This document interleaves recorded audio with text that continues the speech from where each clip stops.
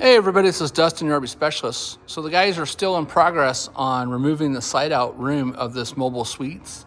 And even though it's an older unit, it's a 2012 or 2013, what I want to come over here and show you is all the dry rot that's on the floor, right?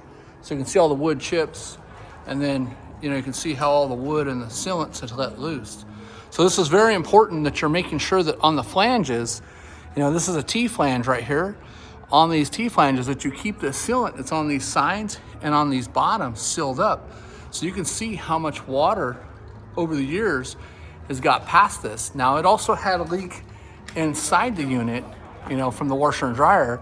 As you can see, clearing to the floor. Dave's in there removing stuff off of the floor. But you can see how damaged this is all the way down.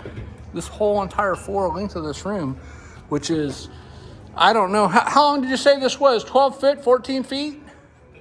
12 and a half feet. 12 and a half feet? So 12 and a half foot room.